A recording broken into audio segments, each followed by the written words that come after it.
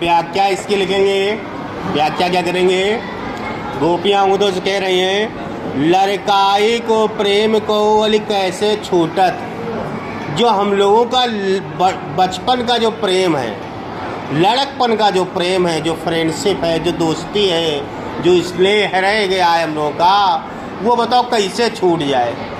बचपन का प्रेम नहीं भूलता है, जवानी का तो प्रेम भूल भी जाया जाता है। जो बचपन का प्रेम है वो कोई नहीं भूल सकता है, वही यहाँ बताया जा रहा है।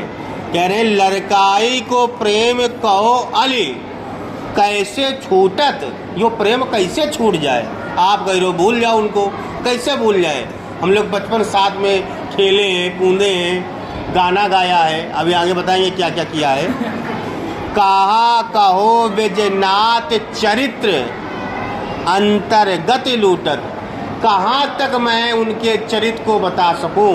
चरित्र का मतलब उनके किए गए कार्य को, जो बचपन में हम लोगों ने कार्य किया है, कहाँ तक आपको बता दें उनके वो कार्य अंतर्गत लूट। मेरे अंतर भाव को क्या किया है? लूट लिया है, यानी अपने पास ले गए। आप कहते मन और हृदय को उन्हीं के पास ले गए। मेरा सब कुछ लूट लिया उन्होंने।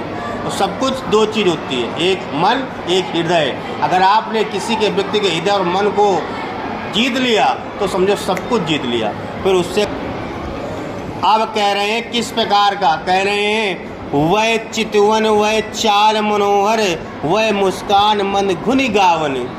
वह चितवन, चितवन माने उसका देखना, वो जिस प्रकार से देखता था तिरछी नज़रों से।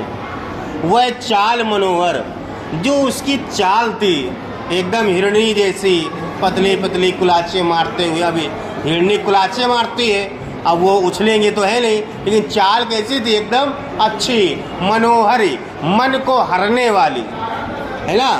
वह चितवन, उसका देखना, वह चाल मनोहर, उसके चाल चलना जो मन को हर रहा था।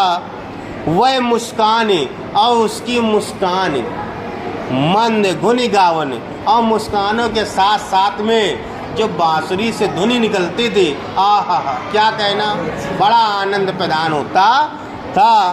आगे कह रहे हैं नटवर भेष, नटवर भेष, कभी भेष बदल लेता था, कभी हम लोग तरीके गोपियाँ बन जाता था, वो भेष बदल लेता था।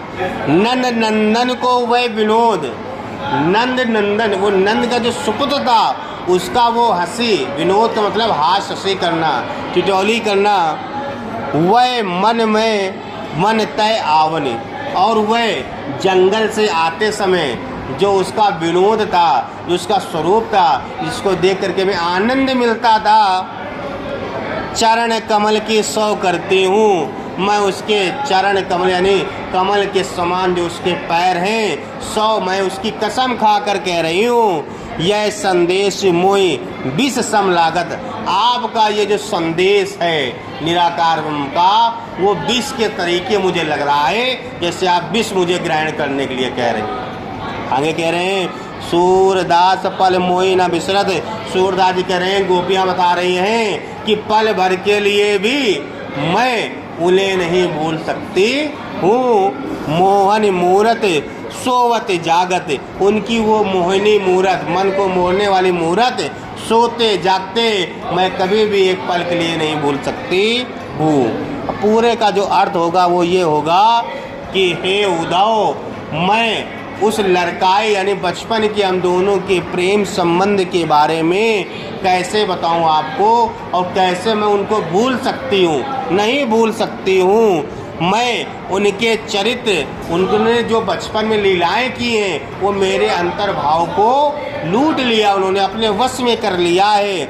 उनका वो देखना, उनकी वो मनोहरी चाल, उनकी वो मंद मंद हल्की हल्की मुस्कान के साथ साथ बांसुरी का बजाना, वह वेश का बदलना, वह नंद के लड़के का विनोद भाव, जो जंगल से वापसी आते समय, जब जंगल से वापसी करते थे गायों को चराने के बाद, फिर जो वो तिरछी नज़र से देखकर हंस देते थे, और जो उनका शरीर का 3 अंगों से टूटना होता था बांसुरी बजाते समय, वो बहुत ही हमें याद आता है, मेरे हृदय में बसा हुआ है।